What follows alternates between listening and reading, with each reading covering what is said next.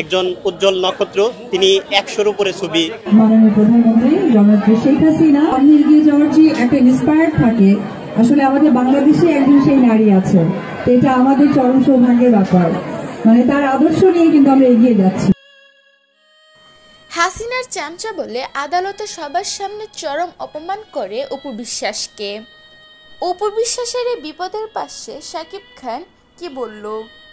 প্রিয় ভিউয়ার্স, এ বিষয়ে বিস্তারিত জানতে সম্পূর্ণ ভিডিওটি না টেনে দেখতে থাকুন। শেখ হাসিনার দোষর বলে চরম অপমান করে আইনজীবীরা অপু বিশ্বাসকে, যা শুনে অনেক লজ্জার মুখে পড়তে হয়েছিল অপু বিশ্বাসকে। লজ্জায় অপু বিশ্বাস মাথা শুধু নিচুই করে রাখে। হত্যা চেষ্টায় মামলায় জামিন পেলেন অপু বিশ্বাস।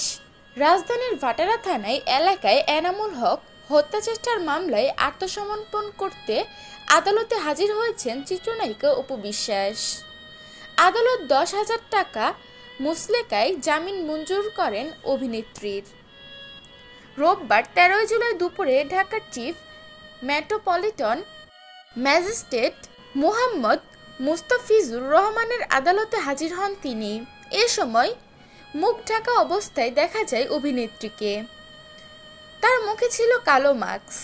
অপু বিশ্বাসকে আইনজীবী জানান, গত 2 জুন হাইকোর্ট থেকে 6 সপ্তাহের আগাম জামিন পেয়েছিলেন অপু বিশ্বাস।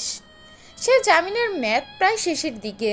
তাই উচ্চ আদালতের নির্দেশ অনুযায়ী অপু সিএমএম আদালতে সশরীরে হাজির হয়ে জামিননামা দাখিল করে জামিন পেয়েছেন। আদালত 10,000 টাকা মুচলেকায় তার জামিন মঞ্জুর করেন। বৈষম্য বিরোধী আন্দোলনের সময় রাজধানীর ভাটারা থানায় এনামুল হক নামে এক ব্যক্তি চিত্রনায়িকা অপু বিশ্বাসের বিরুদ্ধে হত্যা চেষ্টার অভিযোগে মামলা করেন।